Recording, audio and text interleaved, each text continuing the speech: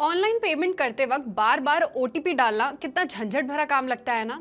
कभी ओटीपी देर से आता है तो कभी मोबाइल नेटवर्क की दिक्कत की वजह से ओटीपी आता ही नहीं है। ऐसे में पेमेंट करना भी एक सरदर्द बन जाता है। और अब बात सिर्फ झंझट की ही नहीं रही, बात भरोसे की भी है। आए दिन ओटीपी से जुड़े फ्रॉड के मामले बढ़ते जा रहे हैं और इस सब ने लोगों का ओटीपी पर से भरोसा उठा दिया है। लोग अब समझने लगे हैं कि सिर्फ एक ओटीपी उनकी डिजिटल पेमेंट की सुरक्षा के लिए काफी नहीं है। इसी को ध्यान में रखते हुए अब आरबीआई ने एक बड़ा कदम उठाया है। आरबीआई ने डिजिटल पेमेंट की सुरक्षा को और मजबूत बनाने के लिए गाइडलाइंस जारी की हैं जो 1 अप्रैल 2026 से लागू होंगी। और सबसे जरूरी बात यह है कि अब ओटीपी के झंझट को खत्म करते हुए आरबीआई ने पेमेंट सिक्योरिटी को डबल लेयर देने का फैसला किया है। यानी आपकी डिजिटल ट्रांजैक्शन अब सिर्फ ओटीपी तक सीमित नहीं रहेगी, बल्कि पहले से कहीं ज्यादा सुरक्षित हो जाएगी। नमस्कार, मैं हूं सलोनी त्यागी और आप देख रहे हैं मनी 9। आरबीआई के नए नियमों के मुताबिक अब डिजिटल भुगतान में 2 फैक्टर ऑथेंटिकेशन जरूरी होगा। इसका मतलब अब सिर्फ ओटीपी के भरोसे ही काम नहीं चलेगा। अभी जब हम ऑनलाइन पेमेंट करते हैं तो आमतौर पर हमारा बैंक या ऐप एक ओटीपी भेजता है जिसे हमें डालना होता है। ये ओटीपी एक ऐसा कोड होता है जो हर बार बदलता रहता है। इसे इसलिए डायनामिक कोड कहा जाता है। इसका काम ये वेरीफाई करना होता है कि पेमेंट आप ही कर रहे हैं।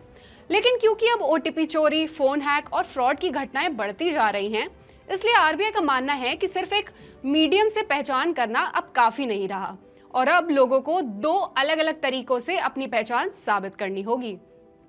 2 फैक्टर ऑथेंटिकेशन 3 तरीकों से किया जा सकता है।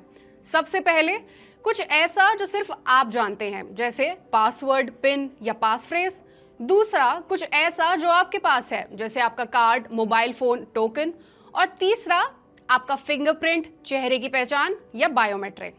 और आरबीआई की नई गाइडलाइन के हिसाब से डिजिटल पेमेंट में इन 2 अलग तरीकों का इस्तेमाल करना जरूरी होगा।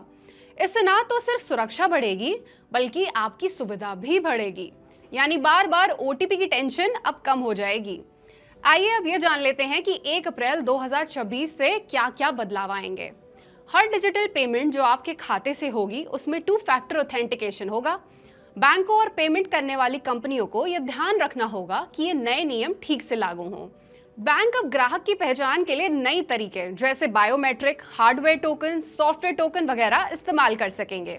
ज्यादा जोखिम वाले लेन देन के लिए एक एक्स्ट्रा सुरक्षा जांच हो सकती है। कम रिस्क वाले पेमेंट जैसे कॉन्टैक्टलेस कार्ड से छोटी रकम की ट्रांजैक्शन में छूट दी जा सकती है, लेकिन बड़े लेन देन के लिए पूरा ऑथेंटिकेशन होगा। इससे आपकी सुरक्षा डबल होगी। कैसे, आइए जानते हैं। अगर कोई आपके ओटीपी को चुरा भी ले, तब भी वो आपकी दूसरी सिक्योरिटी लेयर जैसे बायोमेट्रिक या पासवर्ड को पार नहीं कर पाएगा और आपका पैसा बिल्कुल सेफ रहेगा। बैंक और पेमेंट करने वाली कंपनियां आपकी पहचान को और गहराई से जांचेंगी ताकि कोई फ्रॉड या अनऑथराइज्ड ट्रांजैक्शन ना हो सके। आरबीआई ने यह भी निर्देश दिया है कि हर ट्रांजैक्शन को उसके जोखिम के आधार पर जांचा जाए। अगर आप हमेशा एक ही मोबाइल फोन या कंप्यूटर से पेमेंट करते हैं तो बैंक को भरोसा होगा, लेकिन अगर अचानक से आप किसी दूसरे शहर या देश से पेमेंट करते हैं या पहली बार किसी वेबसाइट से पेमेंट करते हैं तो बैंक आपसे एडिशनल ऑथेंटिकेशन मांग सकता है।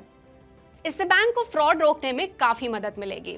इसके अलावा आरबीआई का कहना है कि विदेश से किए जाने वाले ऑनलाइन पेमेंट पर भी 1 अक्टूबर 2026 से नए ऑथेंटिकेशन नियम लागू होंगे। मतलब अब विदेशी मर्चेंट जब भी भारत के कार्ड से पेमेंट मांगेंगे तो बैंक और कार्ड जारी करने वालों को सुरक्षा के लिए नए नियम अपनाने होंगे। इन नए बदलावों से धोखाधड़ी और साइबर क्राइम के मामले तो कम होंगे ही, लेकिन लोगों का डिजिटल पेमेंट पर भरोसा भी बढ़ेगा।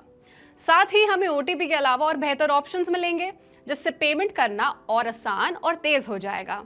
लेकिन कुछ चीजें हैं जिनका आपको ध्यान रखना चाहिए, जैसे अपने बैंक और डिजिटल वॉलेट ऐप को हर वक्त अपडेट रखें, बायोमेट्रिक और मल्टी फैक्टर ऑथेंटिकेशन के ऑप्शन को चुनें, ऑनलाइन लेन देन करते समय सावधानी बरतें और आरबीआई और आपके बैंक की तरफ से आने वाली सूचनाओं पर खास ध्यान दें। आरबीआई की नई गाइडलाइन से जुड़ी ये जानकारी आपको कैसी लगी, हमें कमेंट सेक्शन में जरूर बताएं।